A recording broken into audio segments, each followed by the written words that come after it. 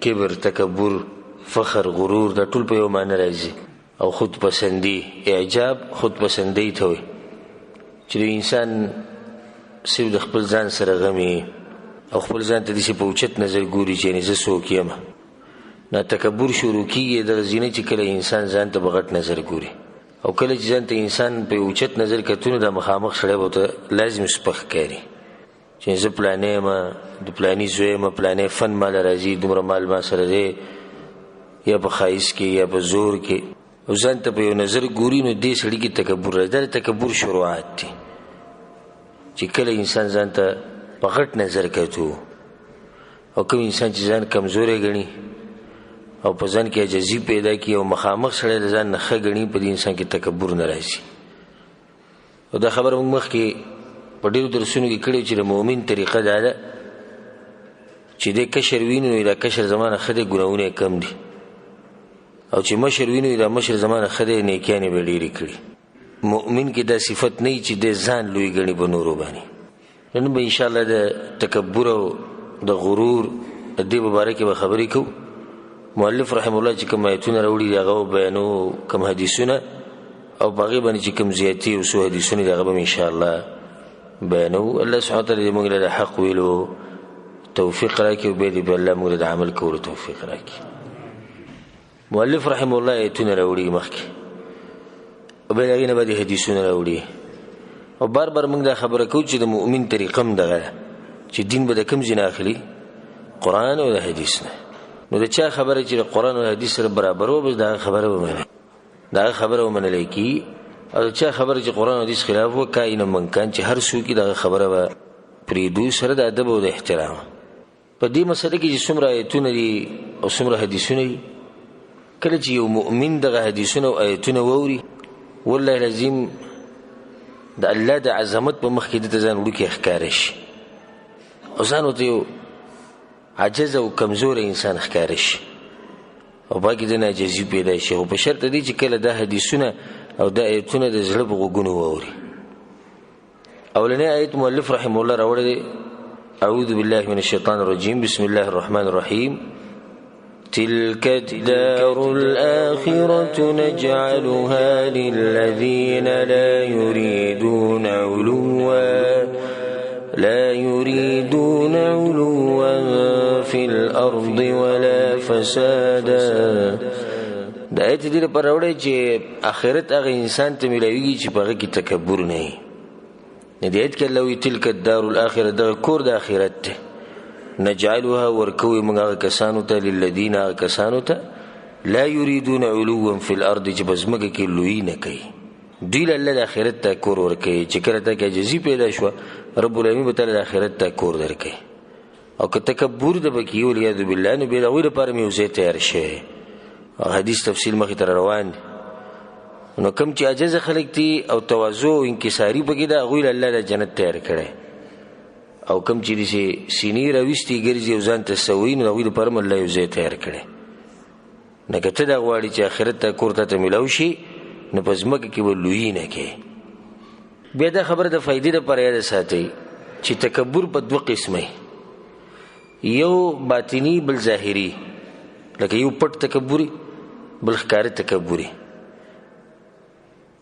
په عربۍ کې د کبر ویلی کېږي چې په زړه کې دننه کبر ورته وایي، دا په زړه کې دننه چې ستا په زړه کې دننه دا سوچ راغی چې یاره زه غوره یم د پلاني نه، او د پلانې کمزور دی، د پلانې داسې دی، پلانې داسې دی. د دې اثرات پر ښکاره کېږي په څه باندې؟ په اندامونو باندې. نو دا بیا متکبر شو. چې څو پورې د کبر په اندامونو نه یې راښکاره شوی، دی متکبر نه یي. د هغه وخته پورې صرف د ده په زړه کې کبر دی. خو د زړه دا کبر چې کله اندامونو ته راوځي، نو بیا ورته په عربۍ کې متکبر وایي. بیا دې تکبر کوي. او د تکبر د پاره دا خبره لازم ده چې ته به په چا باندې ځان لوی ګڼې.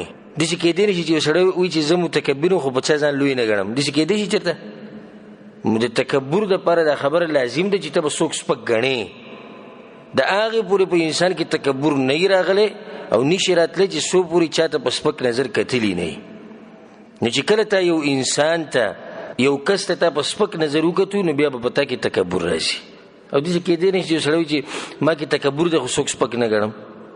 دا کېدی نه شي. تکبر چې په تا کې راغلی دی، نو څوک دې سپک ګڼلی او چاته په سپک نظر ګوري نو ځکه دا تکبر راغلی او سبحان الله چې کم هم بد صفتي او بد خوی د تکبر به پکې لاسي. زه ستاسو له مثالونه درکو. یو سړی د مؤمنانو سره محبت نه کوي، یو سړی د مؤمن دپاره هغه څه نه خوښوي کوم چې د خپل ځان دپاره خوښوي، دکې تکبر. یو سړی عاجزي په ځان کې نه راولي، دم ګناه ده که نه، دکې تکبر. یو سړی حسد کوي د مؤمنانو سره او د مسلمانانو سره او د هغوی سره بغض او دشمني کوي، په دکې تکبر. یو سړی خپله غصه نشي کنټرولولی، په دکې تکبر. یو سړی نصیحت نه قبلی، په دکې تکبر. یو سړی د چا درس ته نه کینی، په دکې تکبر. یو سړی چې کله مجلس ته ورننوځي او په مجلس کې ورته خاص ځای پرېنږدي او دله خاص موقع د خبر ورنه کړي، دی خفه کېږي، په دکې تکبر. یو سړی په انسانانو پورې په مسلمانانو پورې خاندي، مذاق کوي، ټوغې ټقالې کوي، هغوی ته کنځلې کوي او بدې ردې وي، په دکې تکبر. دا چې ما تاسو سره مثالونه درکړو چې کومه ګناه چې ملټې نو په هغې کې به د تکبر غټ لاسي. چې دا صفات په چا کې هم دننه راځي نو په دې انسان کې به دننه تکبري ده. دومره خطرناکه بیماري ده او دومره خطرناکه ګناه ده او دا ګناه کبیره ده. په دې باندې سخت سخت وعیدونه راغلي. لقمان حکیم خپل زوی ته نصیحتونه کړي چې هغه بعض الله سبحانه وتعالی په قرآن کې را نقل کړي او هغې باندې موږ یو بیان هم کړی د لقمان حکیم نصیحتونه. هغه واوري خپل بچي ته ډېر عجیبه نصیحتونه کړي. یو نصیحت هغه د خپل بچي ته دا کړی و: ولا تصعر خدك للناس. خپل مخ چې دی نو خلکو نه ماړوه. چې څوک د سره خبره کوي د خپل مخ هغه ته نیغ ساته.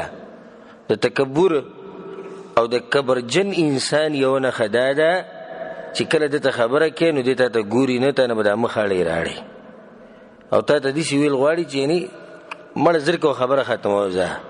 دا د تکبر علامه ده چې دې انسان ته ګوري نه، توجه له نه ورکوي او ته سپک ښکاري.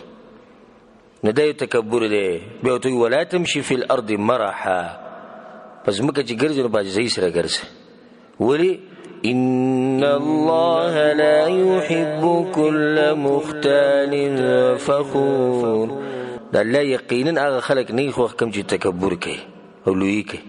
ځکه چې دغه یو خبره پوره ده او دغه یو نقصان او یو عذاب پوره دی چې الله سبحانه وتعالی د انسان سره محبت نه کوي.